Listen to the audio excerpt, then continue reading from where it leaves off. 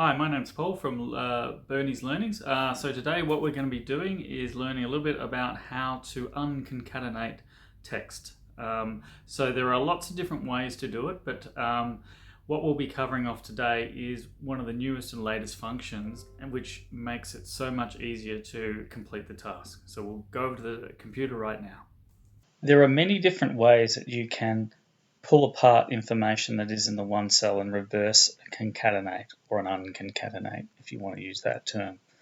However, there is one particular function which I think is by far and away the most effective way to do it, and it's a relatively new function in Excel that has several advantages that make it much more flexible and easy to use than using other things like text to columns or other text functions like left and right and mid and in string and all those sort of things. And the one that we're referring to is a new one. It's called Textsplit. Okay, so I'll show you. Now you'll see that as soon as I put the bracket there, it shows the structure of the text split, and we'll show you what all of those different things do as we go through a couple of examples. So firstly, just to do a basic text split, what we need to do is the first argument of the function is just selecting the string that we're interested in. Now we can do, the next thing to add is a row delimiter. Okay, so what they mean by that is that it's the values that are splitting the pieces of information that you're interested in. So in this particular case, we've got between each piece of information, we have a comma and we have a space. So I'm going to put a comma and a space, and then I'm going to close off the function. If we do that, it splits it nicely into cells. And what you'll notice is quite advantageous for this particular example or this particular function is that you only need to enter the information into the first cell and it will automatically apply it to the remaining cells, which is really handy. Now, to show how flexible this particular function is, we can show you another feature of it. So if we go back into our formula, and this time what we'll do is we'll use the row delimiter instead of the column. So what I need to get to the row delimiter is I need to put in a comma, and I'm now at the row delimiter.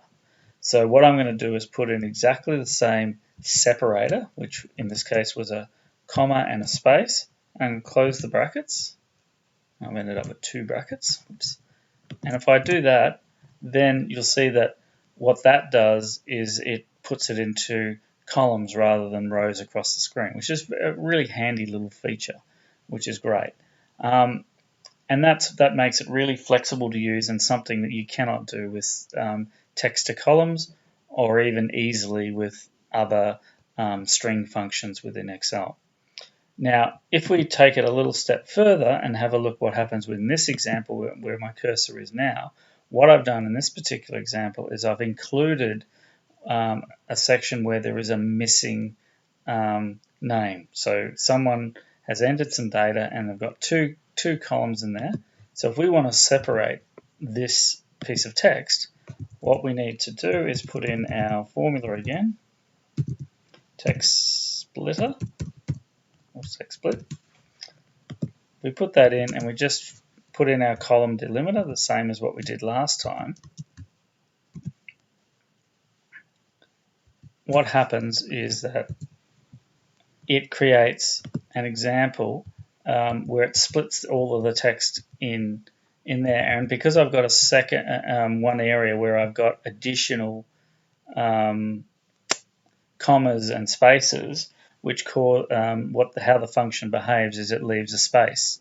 Now, that can be inconvenient, and that could be something that could happen if people are entering information manually and occasionally there is a duplication. Now, the way that the other feature that the function can do, if we go back to it to eliminate that problem, is if we go past row limiter, we can go to another function called ignore empty, and you'll see that when I go to that, what happens is either true or false. So we have a look at the effect of putting true in, and you'll see that basically true just means we're ignoring that space. Okay, so that's something that you do specifically have to put in because the default is false in this particular case. But that's a really handy feature of it because it allows you to eliminate gaps in your data of that type. Okay, so that's another really useful example of the function.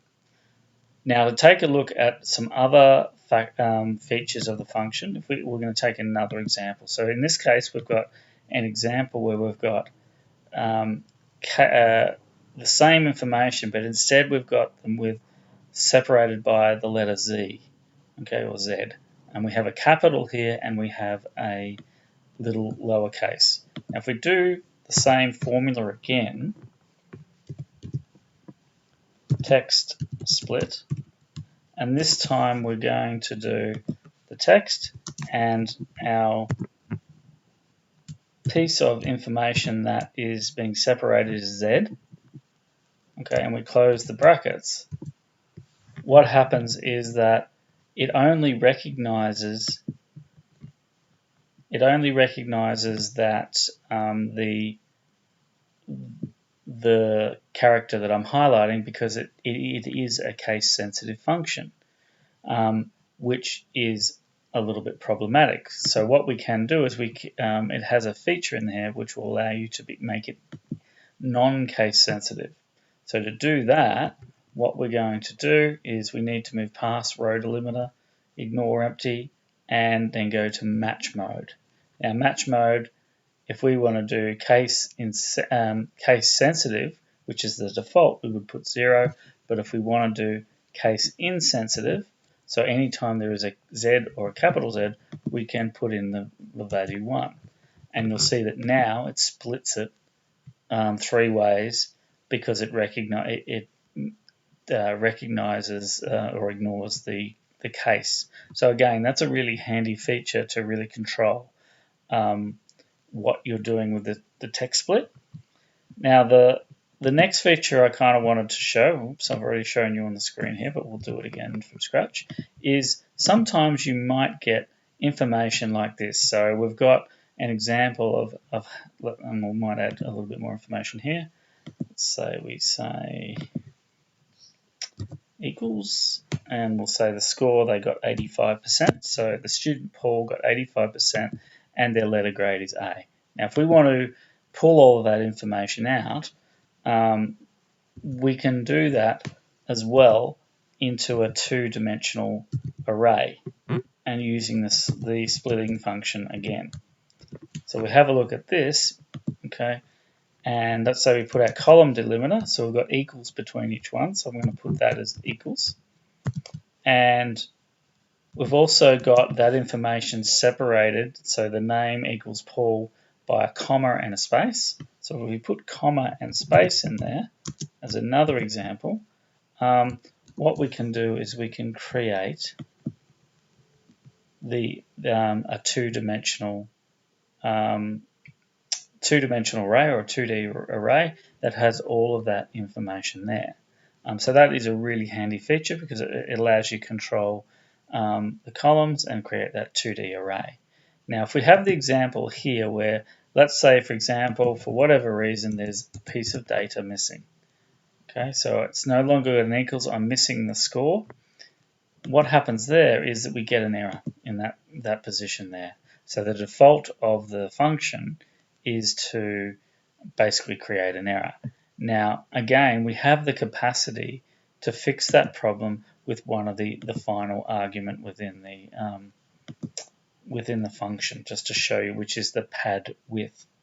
Okay, so if we do the ignore empty, past the match mode to the pad width, what we can do there is that, let's say we don't want to have an error, but instead we want to display something alternatively like a dash to say that there's no data there for that particular one.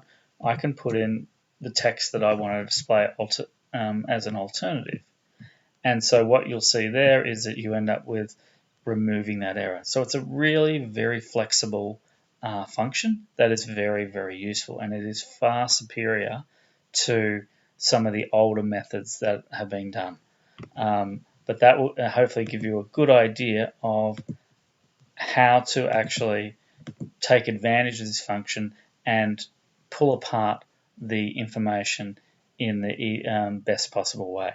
So if we have a look at the old way, just to finish off, which would be one of the ways, be using text to columns, we'll see that the big disadvantages of doing this, when we split up the information, can't change any part of the array, we'll get rid of the array, and we'll try again. Okay, so text to columns again. And so we've got our information split up. Okay, and what you see is one of the big disadvantages is that the comma is kept within the information that you've just split up, whereas doing it with a text splitter function gets rid of that information. So it's a far better function than what has previously been in Excel. So I hope you found that useful, and I hope you're able to unconcatenate all the information that you absolutely want. If you found the video useful, click the subscribe button, click a like button, and help us out on the channel. Otherwise, have a great day, and we'll see you next time.